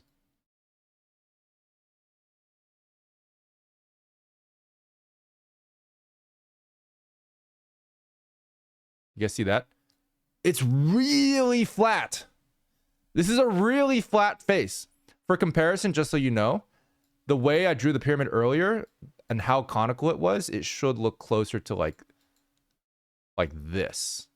Like it should look closer to this in theory. Like that's what his face should be at this angle. It's not. It's definitely not, right? Like it's definitely just like a flat plane almost. Like it's very, very flat. There's like barely any depth at all. So they're flattening his face, moving his ears forward. It seems to me like most likely there is like a lattice shape on his head, probably all the time, honestly. Like there's probably some sort of like lattice thing that's going on here all the time, constantly. That like, and God, I would love to just ask them on Twitter to see if I'm right about these things. But like there's definitely some sort of lattice thing, and they're constantly like moving this. So like this lattice would then suddenly like just have like the first few faces like moved, like this way to just like pull everything forward and like pull like the head back like that. Like that's what it feels like. That's what they're doing for this particular shape, right? Absolutely gorgeous. It's such small things, like such small things. And like, yeah, the arm bend is cool and like the smear is really good and like everything else is great. But what really usually clocks as 3D is the face. So like, how do they do it? Just complete flexibility on the shape, on the 3D geometry of the face. So cool, dude. I need to do this. I want to do this. You'll have to send them the Professor Goo clips and see if they respond. Honestly, yeah. I would. Yeah. God. I think maybe they rigged the ears to stage the camera. No, honestly, I don't think the rigs are actually separate. Because the distance between the ears and the eye are actually about equidistant. Like, between these two poses. Like, this is actually pretty consistent. Like, between the ears and the eyes. So, if it's between the ears and the eyes being pretty consistent, that tells me that, like, as a whole, this face is being moved forward, not just the ears. But the ears are the biggest tell for me at the beginning. So the flattest or the lattice that they're using is just moving everything forward. If the ears slid along manually, I think honestly it would probably break the character design. I don't think that's necessarily a good thing to have in the rig. So they probably, I don't think they did that. Most likely it's very, very attached. But yeah. Fascinating.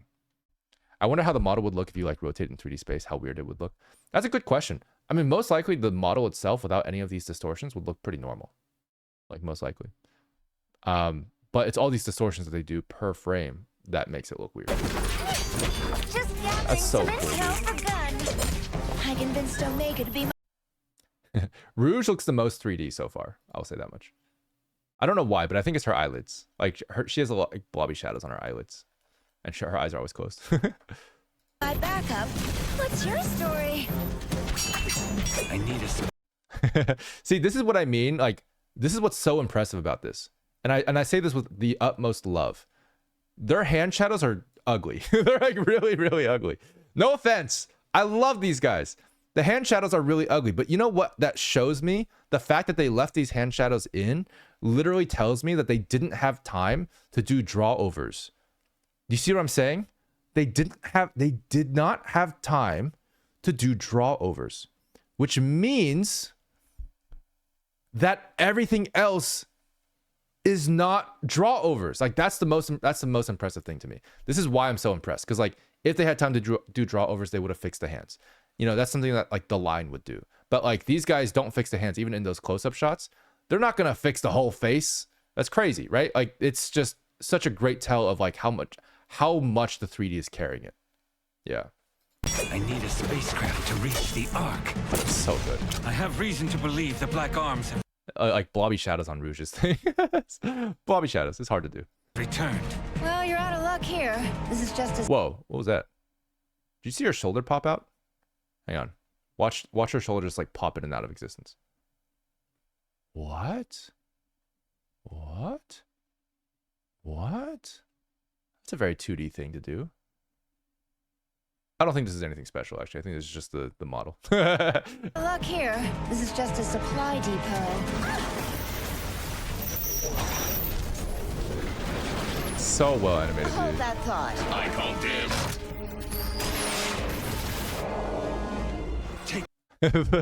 The debris looks very 3D. It looks very 3D. So the reason why this looks very 3D is because it's missing one thing, which is the curvature node, which is available in Goo Engine. The curvature node is just something that would essentially highlight all these bevels, and it would give you like a really nice, like painterly kind of look. If you just had that, it would actually look pretty much 2D, but like it looks 3D because of the lack of that. All these edges look too sharp. Small thing. They did it really well in pretty much every other instance of debris. Don't know why it didn't make it into this particular cut. Take it out. That's so good. Wait, I want to see the lighting on this. Is the lighting on these bullets hand drawn? Yeah, this is done by comp. That's cool.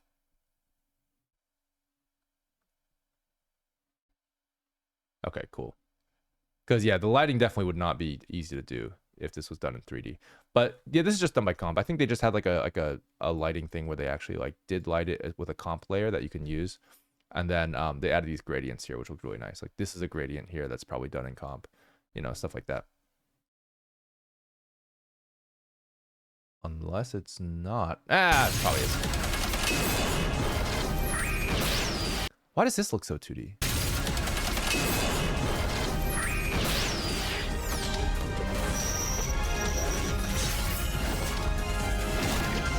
Oh, wait, hang on. I gotta look at this shot, bro. Oh, I gotta look at this shot here. Why is this so beautiful? Why is this so beautiful? This shot's so beautiful. So this is a really interesting thing where you have this very flat 2D shape of the head. Again, is like very unchanging facial structure.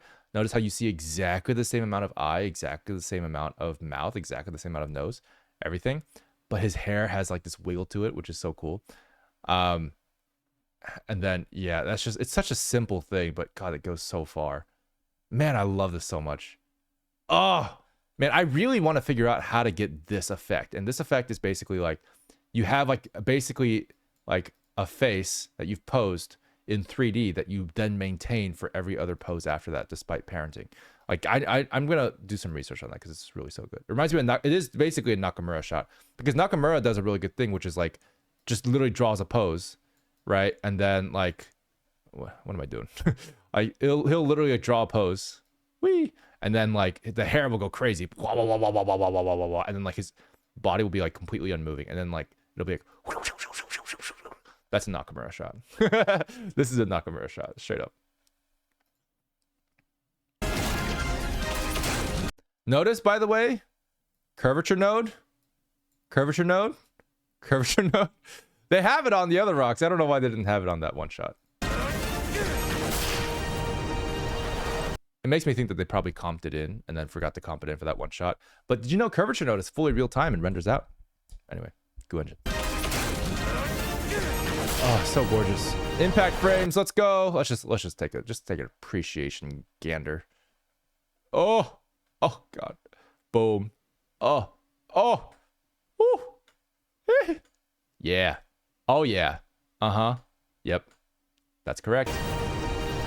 So good, dude. Now about this spacecraft. I can take you to a ship, but in return you're going...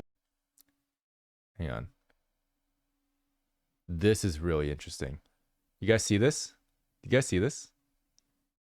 Are you guys seeing what I'm seeing?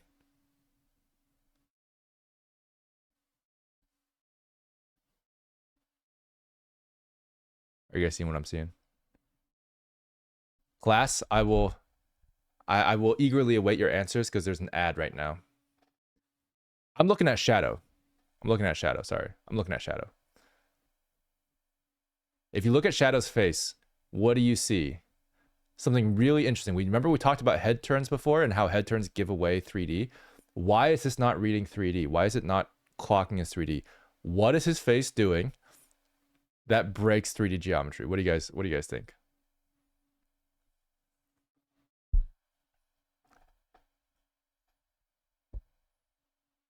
I'm very curious if you guys can see it.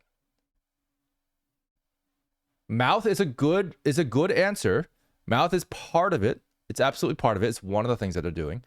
There's something even bigger that they're doing.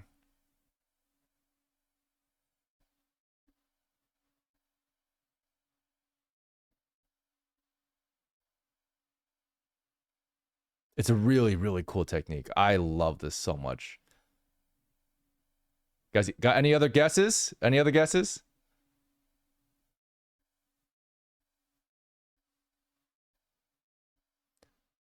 Got another guess from I Have Lurking License. They use the nose to drag his face from one side to another. Technically, yes, but I think the nose is actually one of the more giveaways. I don't think that's actually a technique that they're doing on purpose. Or the line in the center of the face. Technically, that too. That is one of the things that they're doing a little bit of. Yep, true. There's still like a bigger one. What was the question? Basically, what are they doing to Shadow's head to make it not clock 3D? Yeah, one of the big things that they're doing to Shadow's head that makes it not clock 3D. There's some small things. You guys have gotten a lot of the small things, which is good. Oh, here we go. So we got laissez-faire. Hair doesn't move. Yeah, look at that.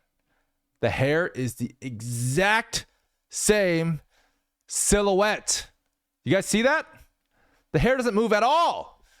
Only the face is moving. The hair isn't moving at all. Like literally at all. They've literally distorted his face.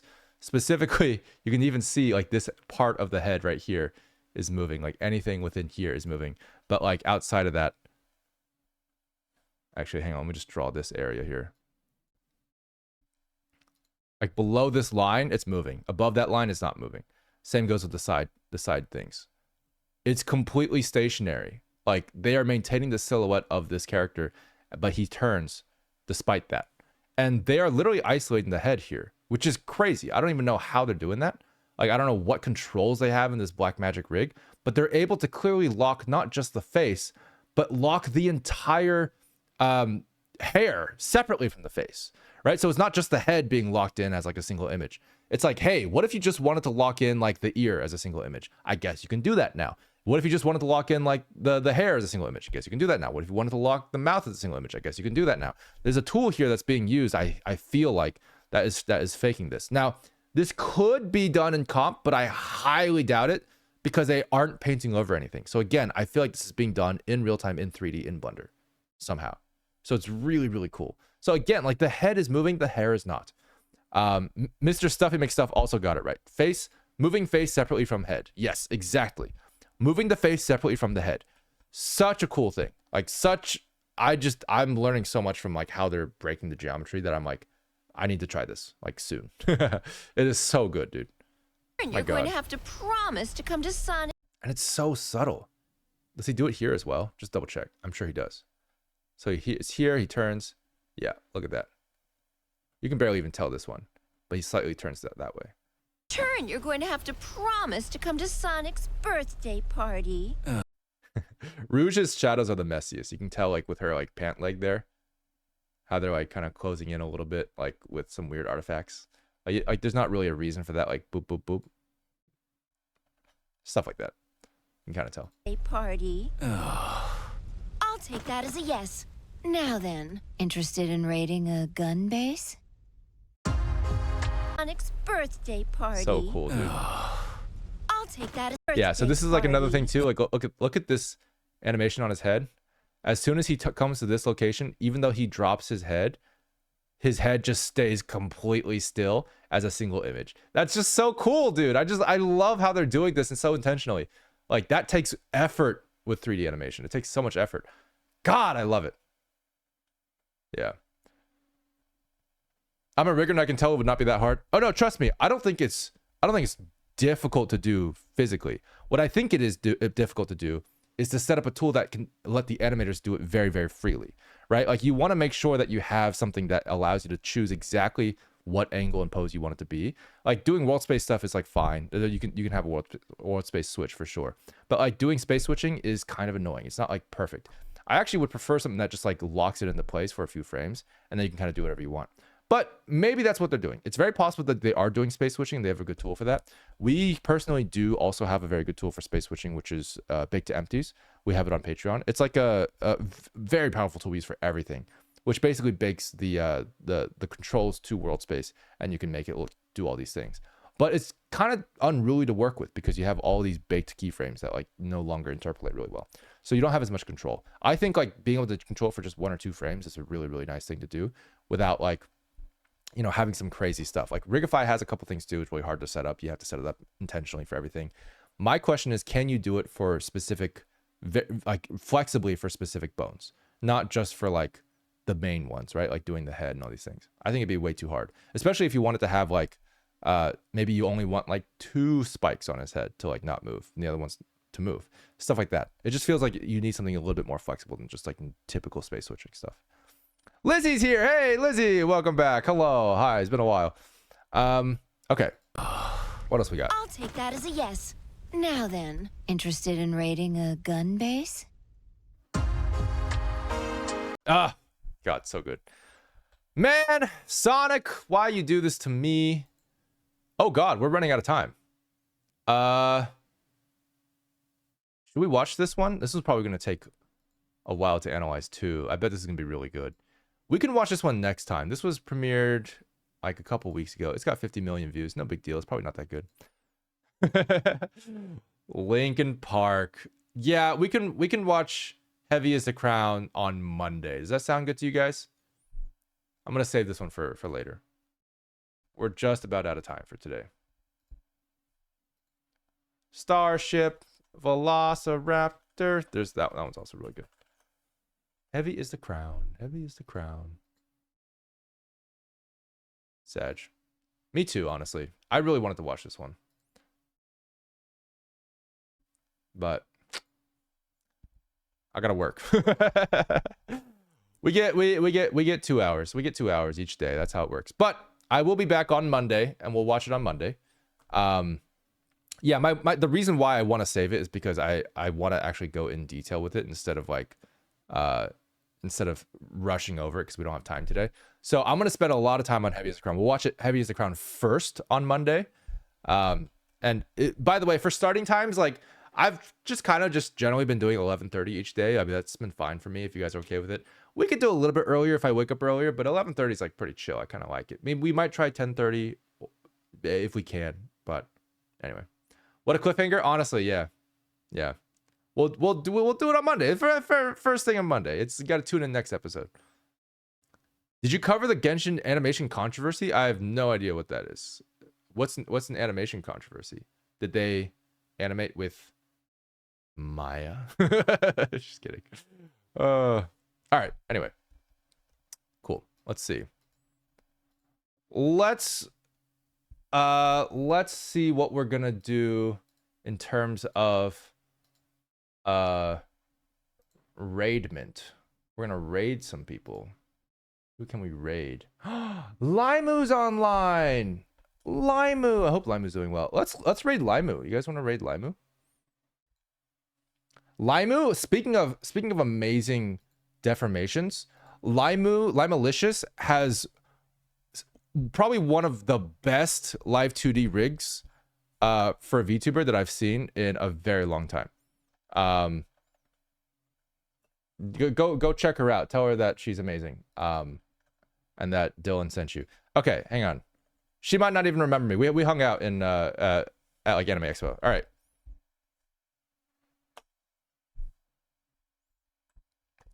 But tell them. All right, see you guys later. See you guys on Monday. Monday it is, right? Monday. You guys gonna be there on Monday, right? You guys gonna be there Monday? You gonna be Monday? Monday. Yeah, Monday. Monday.